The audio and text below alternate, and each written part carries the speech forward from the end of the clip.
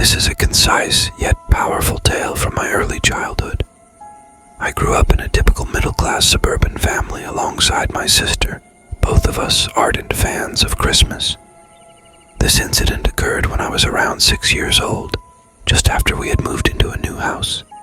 It remains one of my earliest and most vivid memories, etched into my mind due to its gravity. Even in my youth, I struggled to sleep on Christmas Eve, consumed by anticipation. I'd often stay up late playing video games on our old TV in my room until exhaustion overtook me. On that particular night, engrossed in Star Wars on the PS1, I muted the sound and stealthily crept out to the bathroom, wary of waking my mom on this sacred night. Quietly making my way back to my room, I caught the rustling of the Christmas tree downstairs, a sound that instantly conjured images of Santa in my mind. I cautiously descended the stairs, the rustling growing louder, until I peered over the banister into the darkened living room. Amidst the dimness, a figure crouched behind the tree, their legs visible. A bag lay on the floor nearby. As the man emerged from his hiding spot and gestured for silence, he claimed to be Santa. Yet, even at that tender age, I sensed something was amiss. Panic gripped me, and I screamed for my parents at the top of my lungs. The intruder, undeterred, hastily gathered our gifts into a bag and bolted towards the front door, perhaps unlocked or swiftly opened. Seconds later, my parents rushed down the stairs. The realization dawned upon them as they saw the abandoned sack filled with our stolen treasures. Their shock mirrored mine. The intruder had violated our sanctity, stealing not just gifts, but cherished Christmas decorations. My recollection falters here, blurring the sequence of events, so I turned to my parents for clarification. According to my dad, he surged outside in his slippers, ready to confront the thief. He tore decorations from our tree and shoved them into a bag, irate at the violation of our home. The man had broken in through the back door, exploiting its weakened state by prying it open with a crowbar. Another nearby house suffered a similar fate, the news confirming the connection. While memories from my early years may be hazy, this ordeal remains vivid in my mind, as if it unfolded just years ago.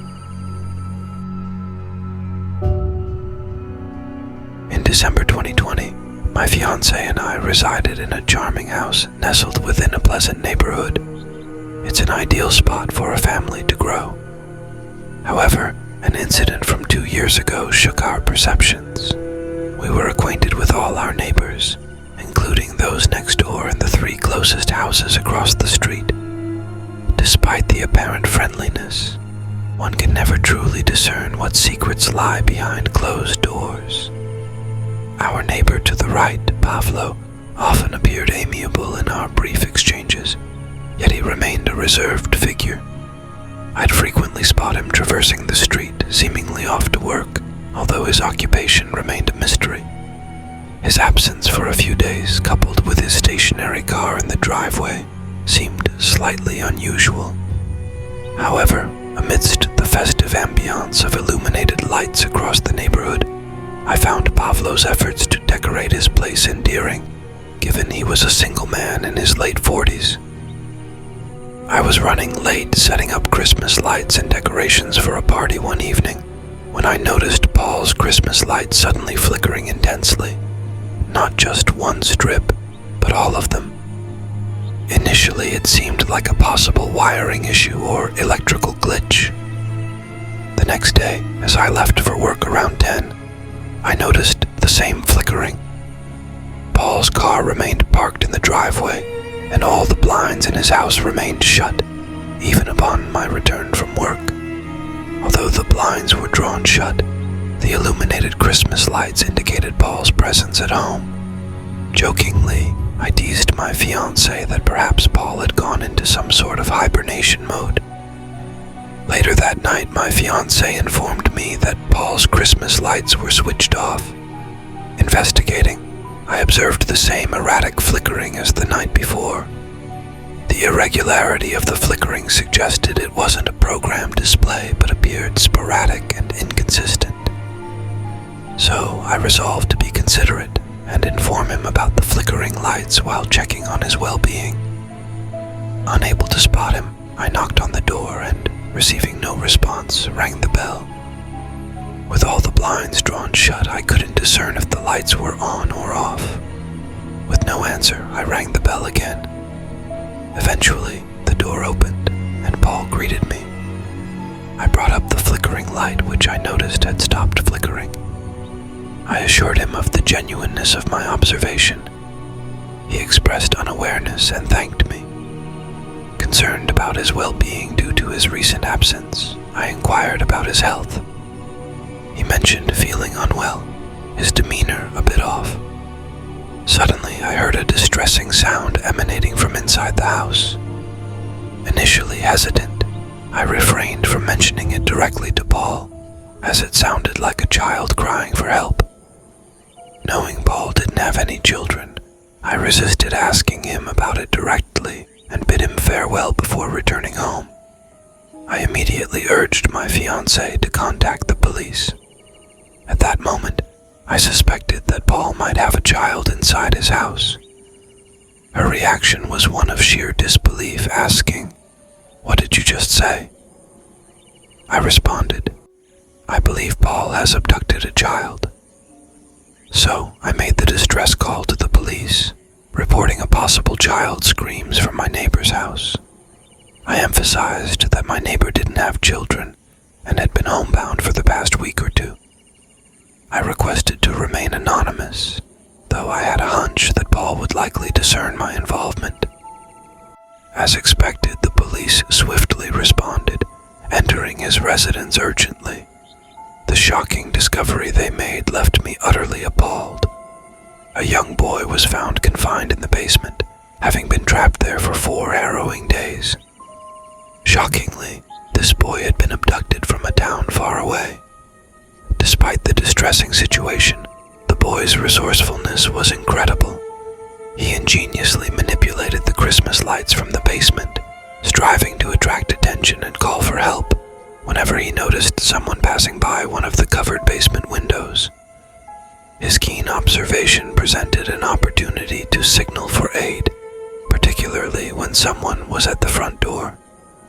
Undoubtedly, this child displayed exceptional intelligence and remarkable survival instincts.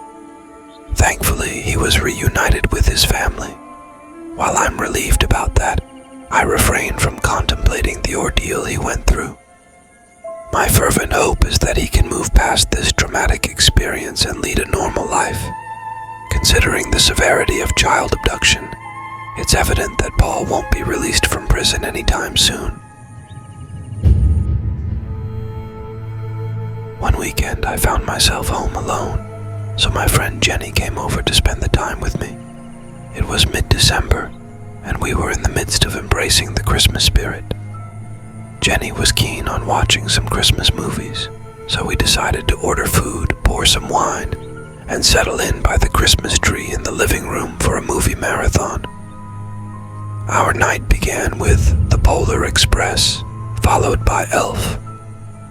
As our wine supply depleted, I decided to dash down to the nearby liquor store to restock. It was a Saturday night, and they had late hours, so it would only take me about 10 minutes. At the store, the usual cashier was there, and we engaged in our usual friendly chat. Mid-conversation, I felt my phone buzz in my pocket. I glanced at the screen to see Jenny's name and excused myself, telling the cashier I'd quickly answer the call. Jenny sounded distressed, claiming she kept hearing odd noises emanating from beneath the living room. She was concerned it might be from the basement. Assuring her that everything was likely fine, I promised to stay on the phone until I returned. Upon arriving home, just a brief 5-minute walk away, I found Jenny still seated on the couch. She had paused the movie and remained vigilant, listening intently for any sounds. When I I inquired if she had heard anything else, she replied in the negative.